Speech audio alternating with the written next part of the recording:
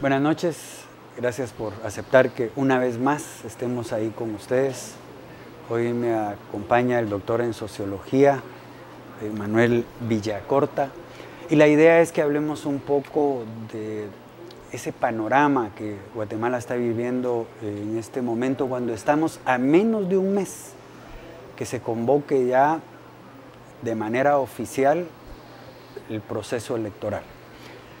A ver, doctor, ¿por qué todo esto se nos presenta tan confuso cuando debería de ser más tranquilo?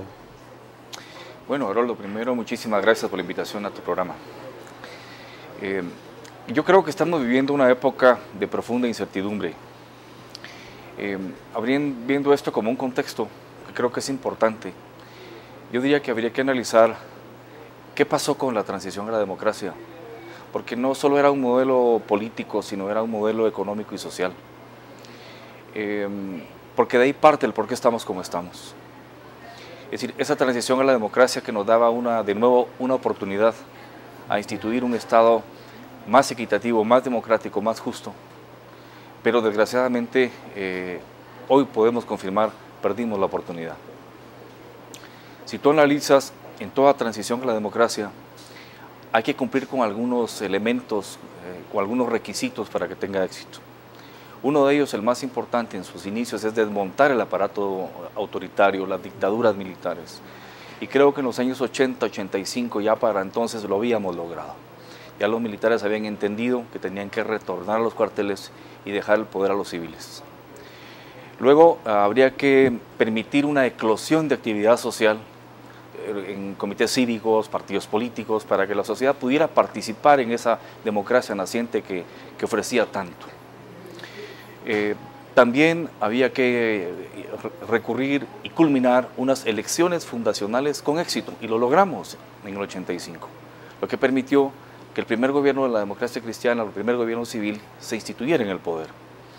Pero había un cuarto requisito que creo que no se cumplió, y que vino a ser el más importante y el más trágico a su vez al no cumplirse, y es un pacto entre las élites.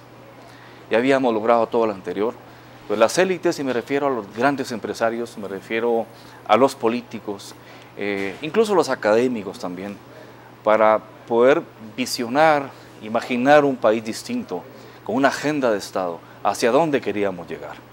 O sea, habíamos truncado esa maravillosa oportunidad del 44 al 54, después del 54 la perdimos, y se instituye una época de dictaduras, de conflicto armado, de destrucción del tejido social, además de la infraestructura. Pues esta segunda oportunidad la teníamos y también la perdimos. No habían pasado ni 6 años cuando viene el golpe, el autogolpe de Serrano Elías, lo que demuestra, pone en claro que el proceso que llevábamos no iba por buen camino. Realmente no se hizo mucho, las élites se portaron indiferentes ante eso, y los resultados los estamos viendo hoy. Quizás la última oportunidad fue cuando se presentan los acuerdos de paz, que pretendían un Estado fuerte, un Estado solidario, en donde se invirtiera en educación, en salud, en seguridad, en justicia, que era un beneficio colectivo para todos. No había quien perdiera en eso, pero también se destruyó. Se firmó ese proceso de paz de mala forma, y creo yo que no hubo ninguna voluntad política para poder implementar todos los acuerdos. Entonces, con esto yo llego al punto de tu pregunta. La sociedad ha vivido muchos procesos electorales. Ya vamos quizás como 9 o 10 presidentes, y de eso la población, lejos de ver un avance, sentir en carne propia los efectos positivos de un cambio político, ve que cada día la situación es más dramática. Entonces caemos en la pérdida de expectativas, en la pérdida de confianza, en la pérdida de fe hacia el sistema. Y en este momento tan grave, en donde los problemas sociales se han potenciado porque ahora hay más hambre, hay más pobreza, hay más violencia, hay más destrucción al medio ambiente, es cuando menos respuesta política vemos. Vemos que el Estado ha sido cooptado por una élite política irresponsable, mafiosa, que lo que ha provocado es que la población rechace la participación política. Entonces, yo creo que es obvio, cuando una población ya ha vivido varios procesos, ha ido a votar, ha dado muestra de buena fe frente a la democracia, pero lejos de encontrar soluciones, lo que ha encontrado son traiciones y retrasos sociales y políticos y económicos, pues es evidente que existe incertidumbre, que existe apatía, que existe temor. Esa es la realidad de Guatemala en este momento, desde una perspectiva histórica, para responder tu pregunta. Cuando hablabas de élite, aclaraste que élite no solo son los representantes del poder económico, sino somos el resto de la sociedad. ¿Dónde está realmente el problema de Guatemala? ¿Son los políticos o somos el resto de la sociedad?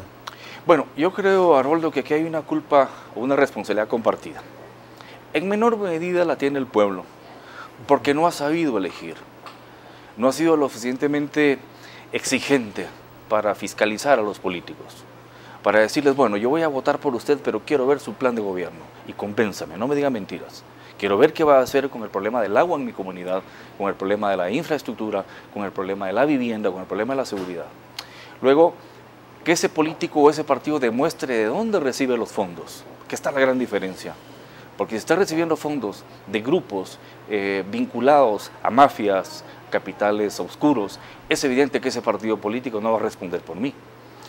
Luego también la población debió exigir un perfil público de todos los candidatos, desde alcaldes hasta diputados, hasta presidente y vicepresidente. El pueblo obviamente tiene culpa por cuanto no ha actuado con esa responsabilidad, con esos niveles de exigencia. Pero creo que la mayor culpa la tiene esa mal llamada clase política, que realmente es una clase de politiqueros, de secuestradores del aparato público, que han visto en el presupuesto del Estado como un casino gigante, en donde se llega a apostar para ganar. Se olvida obviamente, y que fundamentalmente lo hemos visto, lo que es la política pública. No la conocen, ni siquiera la han estudiado. Entonces, he ahí los resultados, los efectos de lo que estamos viviendo en el país.